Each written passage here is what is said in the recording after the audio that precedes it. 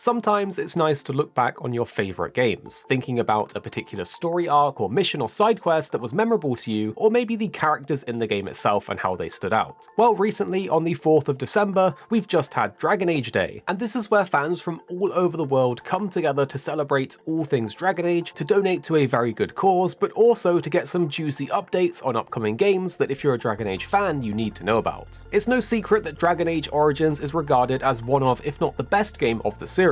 One reason being was the opening sections of the game that changed depending on your character's race and background, like whether you were a dwarf or an elf. But I'd love to know what background and race you felt was the best, and which one you fondly remember. For me, the Dalish elf as well as the Circle of Magi was the most memorable for me, but I'd love to hear yours in the comments down below. And do click like and subscribe while you're there so you don't miss out on all the gaming news updates from us here on the channel. The very first thing we need to talk about is actually not a game, but instead the very soon to be released Dragon Age Absolution Netflix animated series.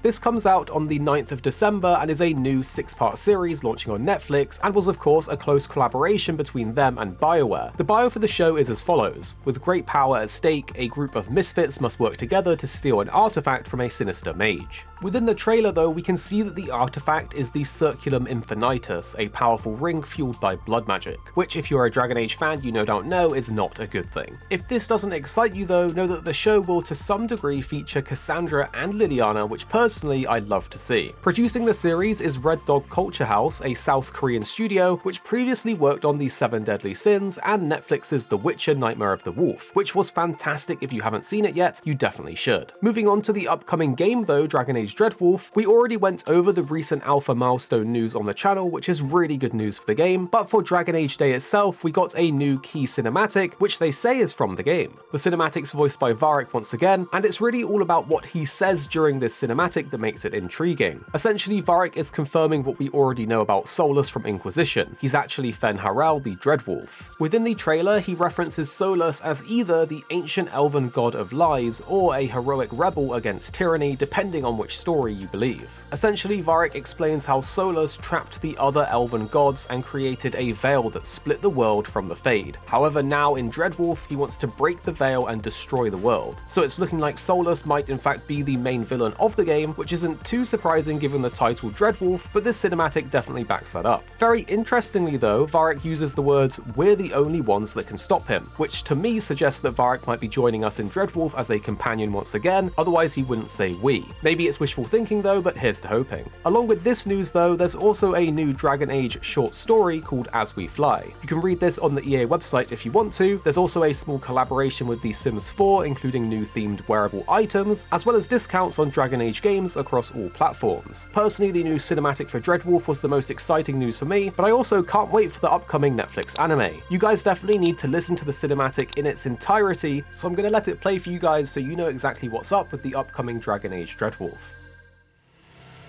I knew him as Solus, a thoughtful mage obsessed with dreams.